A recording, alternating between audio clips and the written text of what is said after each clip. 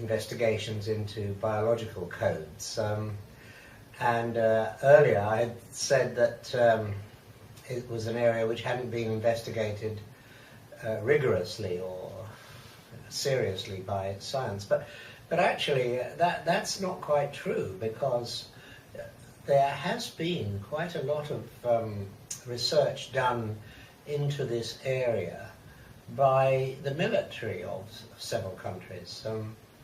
And they have probably acquired a level of knowledge which is not available to mainstream science. And there are some examples of this. For example, in World War II, before we developed what are called ELF communication systems with submarines, it's said that the base at the Kola Peninsula, the Russian submarine base at the Kola Peninsula, used to keep the rabbits, the mothers, I believe, in the Kola Peninsula, the mother rabbits, and the babies on board submarines. And when important signals needed to be sent from one or the other, they would kill the baby rabbits, and then the effect of that was to make the mother rabbit, so many hundreds of, if not thousands of miles away, extremely excited, as if the communication system between progeny and parent could create that kind of response. So, I mean, that was the way that the Russians were using it. And of course, we all believe that that the Battle of Britain was won by the glorious few fighter pilots, but they actually had the benefit of ground-based radar which could detect incoming bombers, and so the fighters would know where to go. So there's another example of early use of signaling, and even more so in communicating with the pilots of those fighter planes. A single sideband system was developed, which is very much like a triplet coding system, a triplet or trinary system, in that in order to speak to one particular fighter pilot without interfering or telling any of the others about what the signals were or the conversation was, they would use 3 different frequencies, and only those frequencies could be picked up by the fighter planes. So only one pilot could hear the instructions being sent to him, in a particular case, from the ground command. So we were getting used to the idea of trinary signaling even as long ago as the 1940s. So there is quite a history of classified research into the effects of the biological effects of electromagnetic radiations.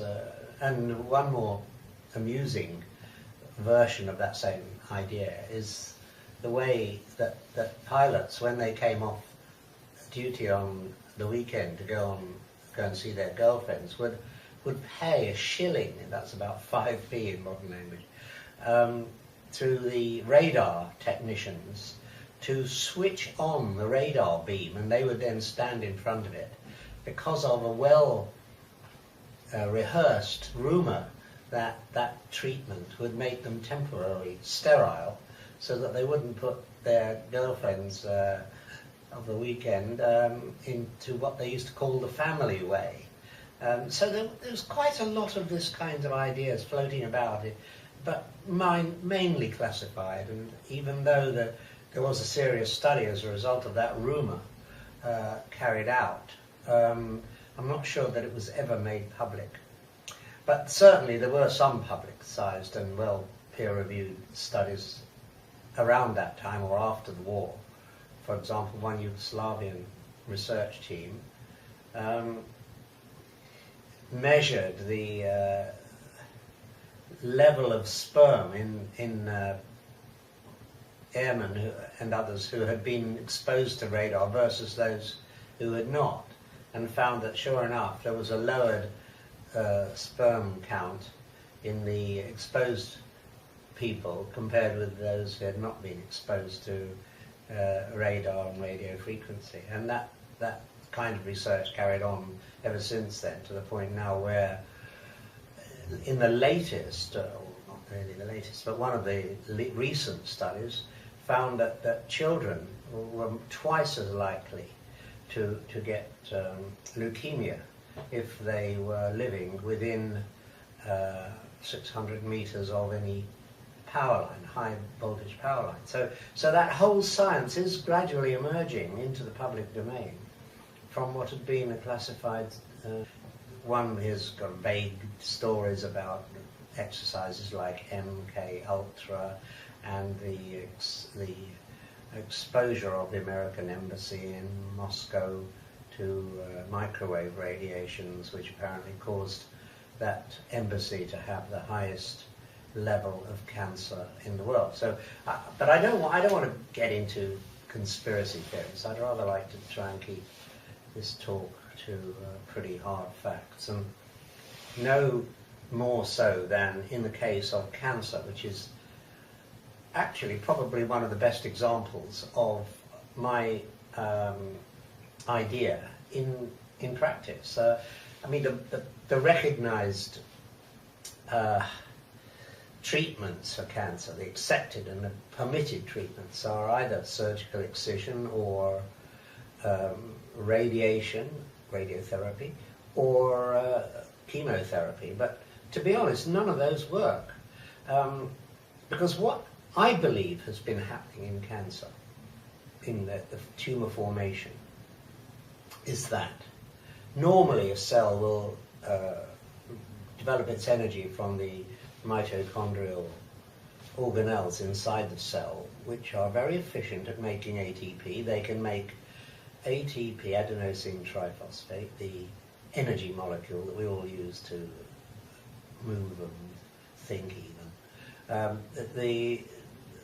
The way that we make it is through a process called oxidative phosphorylation, or the OX-phos pathway. And that involves using oxygen as a final electron acceptor, picks up all the spare electrons there are that it can in the process. And the result is that one glucose molecule can be converted to 35 net ATP molecules that way. And that's probably a quite recent development in our evolution, because some scientists believe that before then, the way we made energy was through a process called glycolysis, which is the direct breaking down of the glucose molecule without the use of oxygen. But that method only creates 12 molecules of ATP from one glucose molecule, so it's comparatively inefficient. But what happens if there is no oxygen, or a low bioavailability of oxygen, is that our cells switch back to that more primitive method of glycolysis.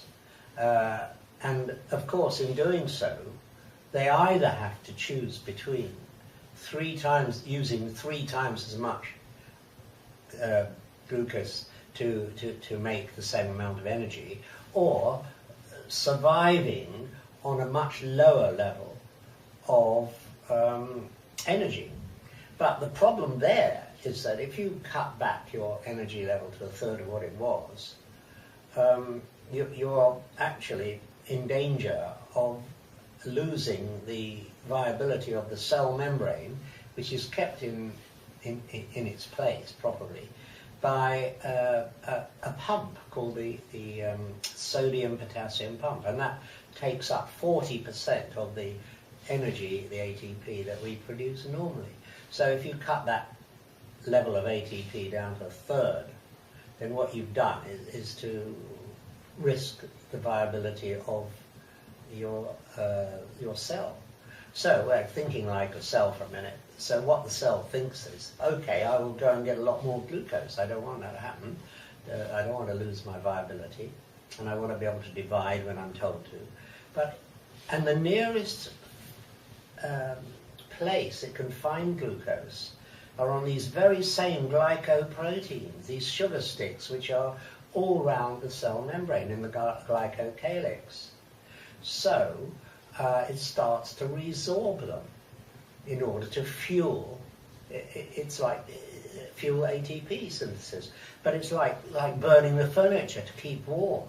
And what eventually happens is that the cell has no more glycoproteins on the cell surface. Now, if my hypothesis is correct, then at that point it is no longer able to receive signals from the brain, and therefore comes out of regulatory growth control, no longer does what the brain tells it, starts to divide maybe without any control, and there you have the beginning of a tumour. And what then can happen is a process whereby the tumour makes little channels so that it can get the glucose. It's called, there's a name for angiogenesis, which allows the tumour interior to get hold of the glucose it needs to fuel its glycolytic pathway. And so all these ideas about killing off cancer cells won't work, because there are inevitably going to be some left, and that's what you find after about 6 years. You get a secondary cancer starting up all over again.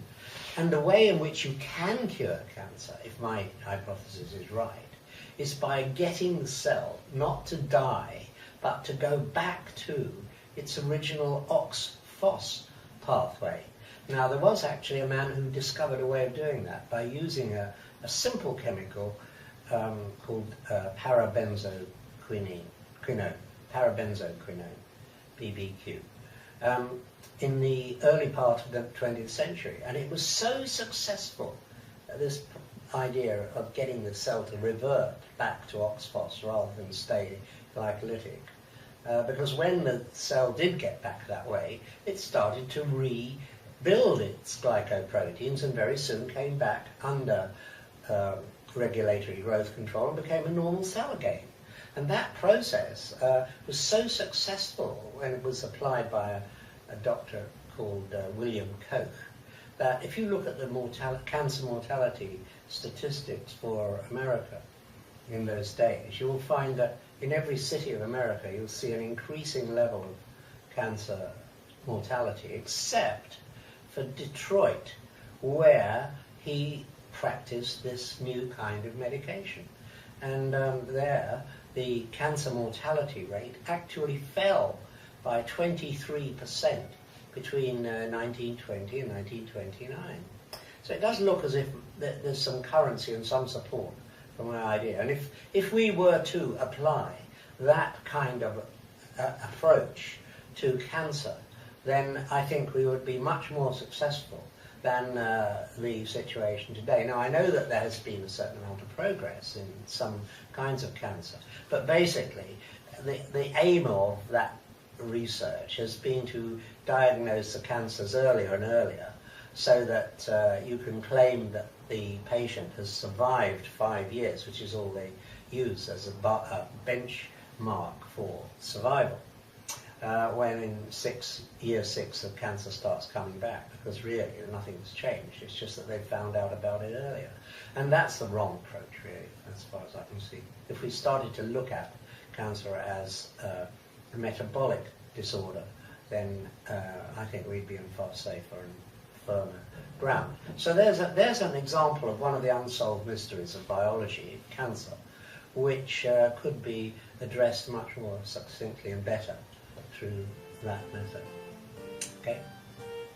Thank you. Well, in the next section I will be looking at some of the other aspects of my